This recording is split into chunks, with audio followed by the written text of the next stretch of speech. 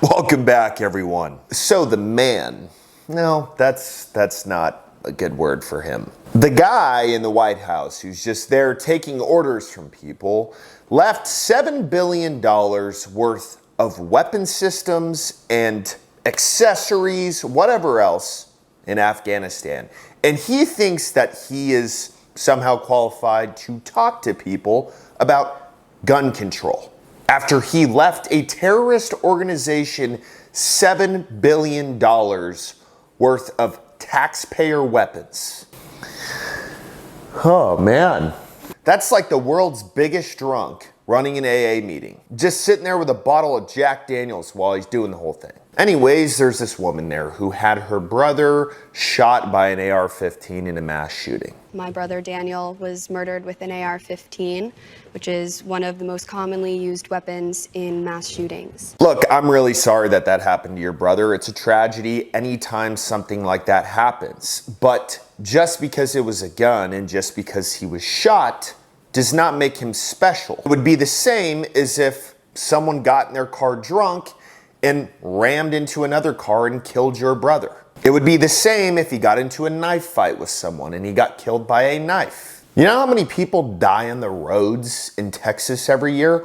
Way more than in mass shootings. But what are we gonna do? Are we gonna outlaw deer because they ran across the road, somebody tried to avoid it and ran into a ditch, died? But when we politicize things as a country, for example, guns, which have nothing to do with politics, the Second Amendment is very simple. Now here's the other part on something that you said. AR-15s have been used the most in mass shootings. That's very incorrect. I mean, the equivalent of you saying that would be me saying condoms are used the most in pregnancies that are considered mistakes. Instead of saying, no, they didn't fucking use a condom. Kind of screwed up this whole conversation already, but it's all right, you're emotional.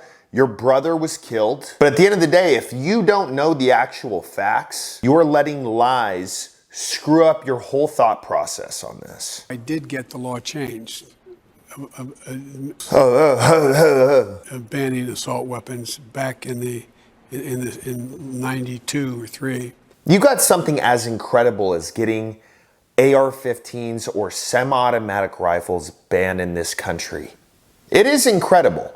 It's incredibly stupid. You don't even remember what year it was. Oh, 92, 93, whoa. And, but could only do it for an X number of years. It had to come up for reconsideration. And when it came up for reconsideration in the Bush administration, they did not let it go. They wouldn't support it. It was only up for a certain amount of years because people did not have faith in it. It did more damage than good. Why? Well, because people who commit the majority of the crimes with guns in America do not care about gun laws. Why don't any of you in this administration get that? Oh, we need to ban assault rifles. Well, one, handguns are used the most in shootings today. And two, 99.9%, if not more Americans who own semi-automatic rifles are law-abiding citizens. So we're literally just wasting our tax dollars on Biden's salary at this point. We were not at the White House, we were at a restaurant. And I left the keys in my automobile. And some underage kid came out, stole the automobile, was driving and killed someone. I'd be liable. I'd be civilly liable because I was irresponsible leaving the keys in the car. God, I'm so glad you brought this up because there is something that we all need to discuss here. I think using a car as an example is not a good example because you've got to be pretty stupid to leave your car unlocked, to leave your keys out, to then let a kid steal the keys from you, go outside and crash your car. I'm sure it happens, but it's pretty stupid. But you notice how you said civilly liable? That wouldn't apply to that situation. So now that we're talking about being held civilly and criminally liable, who is liable for all the guns and weapons that the Taliban now has? If you're saying that you would be held liable if a kid stole your car and crashed it, how are you not being held liable for leaving billions of dollars of weapons in terrorist hands? How many people do you think they have killed with the weapons you left there? Can we hold you liable for that? It sounds like we can based on what you're saying. Maybe pick a better choice of words there, maybe a better example next time. Idiot. You know what's doing more damage than any weapon in the United States right now? Your fucking brain. Why can't we just lock that up somewhere? Throw in Hunter too. You guys will be right at home. You guys can talk about ice cream and strippers and cocaine and whatever else you guys did in Russia and China. I think anyone who owns weapons, any weapon, should have to lock them up. How is a gun useful if it's locked up? If somebody breaks into my house right now and I do not have access to a firearm within 1 second, I'm done. Me having to run over to a safe, put in the combo, unlock it, and then try to take the dude out does not make sense. Now, I am a fan of being extremely responsible with your firearm. So if you have a kid, putting it somewhere where they cannot reach it or have it on your person. I don't think that the AR, these assault weapons. Ooh, he just messed up. Caught himself, but he messed up. They're not allowed to say AR-15 because that is the correct name for the weapon system. They are only allowed to call it assault weapons. There is not one anti-gun news network or anti-gun politician, person in this administration who will say AR-15 or call a semi-automatic rifle by its real name because they want to scare people. But he almost screwed up, so good job on that one, bud. Find no rational reason why assault weapons should be able to be sold, period. And I promise I'm going to do it. I'm going to go right at it again when they get back in session. There's no reason why a semi-automatic rifle should be sold. How about this one for all of you politicians and people in this administration who just don't understand this? If I have a robber coming into my house, maybe I see him on a camera, maybe I see him outside, and I see that he has a handgun.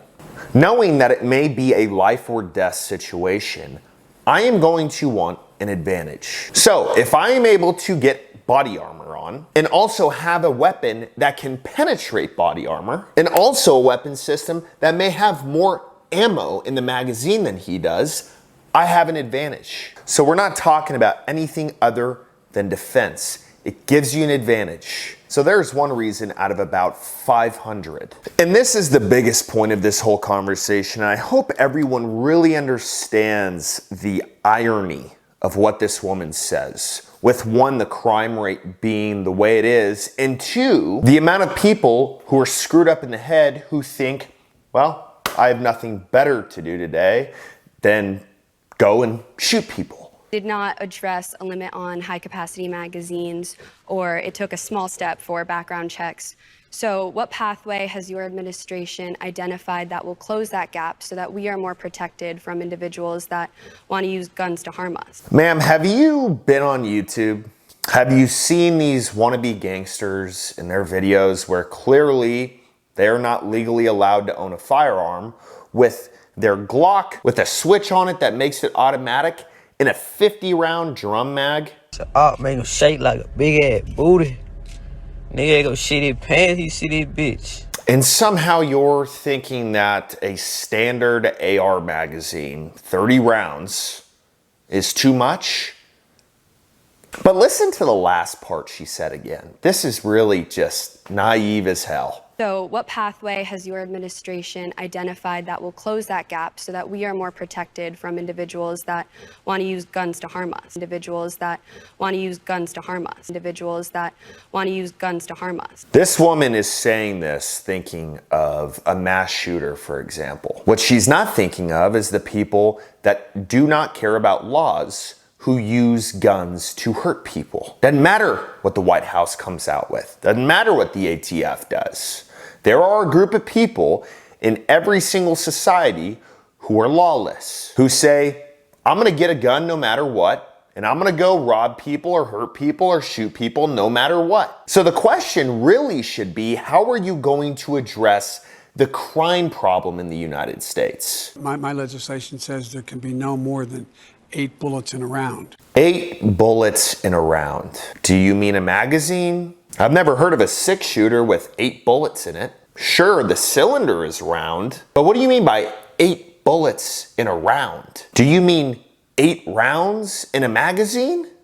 This is what we are up against, folks. We are up against pure ignorance and pure lack of education. And if there is one thing that I have learned throughout my life, if you are uneducated on a subject, it can be talking wall paint with someone, or it could be talking about our Second Amendment. If you are uneducated, do not open your mouth until you get educated. They need to put this whole administration through a crash course and tell them, these guns are not the problem. The guns that are the problem are the ones that are used in the streets of our country every single day.